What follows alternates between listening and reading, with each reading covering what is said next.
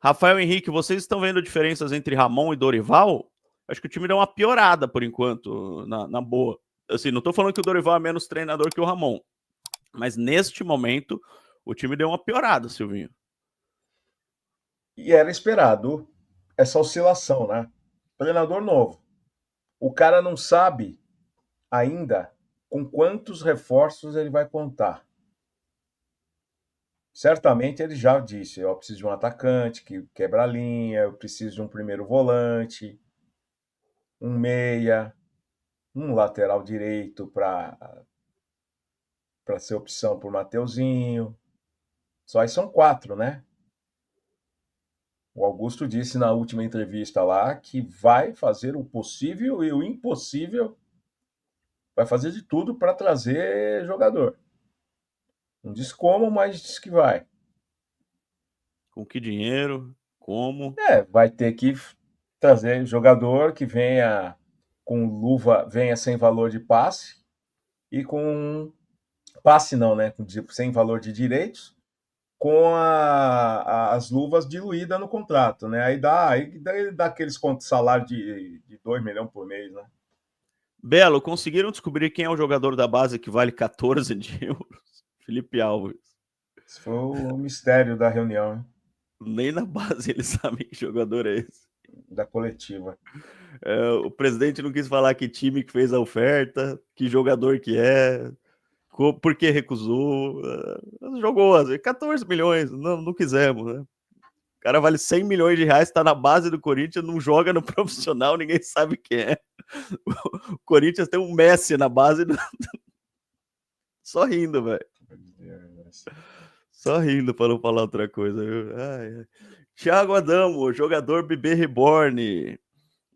Diego Costa, com Félix na lateral, ganhamos na marcação, mas no apoio pela direita perdemos muito. É por isso que o Martinez e o Carrillo tiveram que cair por lá, né? Não tem segredo, é cobertor curto, cara. Daí você perde no meio de campo, né? Você ganha o Félix na marcação, mas ele não chega no ataque, você tem que mandar o volante para atacar, você perde no meio. Né? Você perde em algum lugar. O churrasco do Augusto tava Roberto de Andrade, Gobi, não, tava? Ciro ou Persa, não sei. Tava tudo isso lá, você sabe, Silvinho? Não. Nicolas Rebouças, Corinthians só vai melhorar em campo com o time completo. Luciano Japa, a folha do Corinthians é quase 30 milhões. Emerson Augusto nem vai estar lá na janela, Silvinho, então ele pode prometer o que quiser. Pode ser, pode não ser, né? Vai lá, Silvinho, coloca no ar.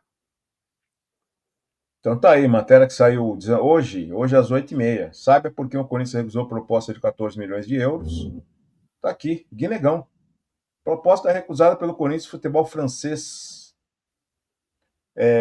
14 milhões de euros, 88,7 milhões por um jogador de 17 anos.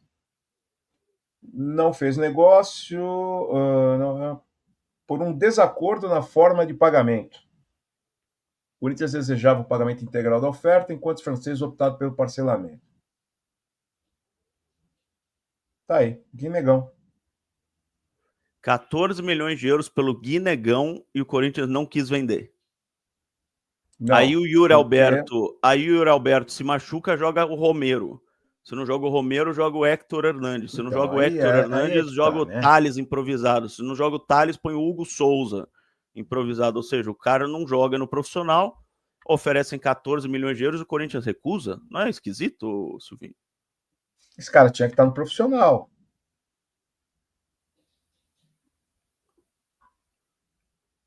A gente está Esquisito, né? precisando de jogador, a gente está precisando de. A base não é para isso também?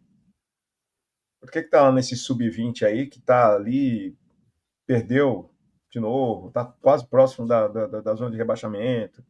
Esse treinador é fraco, coitado, o treinador é fraco também, né? Mas eu acho muito estranho. 14 milhões de euros por um jogador que não é nem a sétima opção do profissional. Foi testado, se não 2 vezes é muito. E o Então, clube, por mais que tenham tentado parcelar, mas iam chegar com o tempo os 14 milhões de euros. normalmente, os clubes que tem um jogador com esse potencial, o cara já está no profissional. Vide Porco com a molecada deles lá, meu. Né?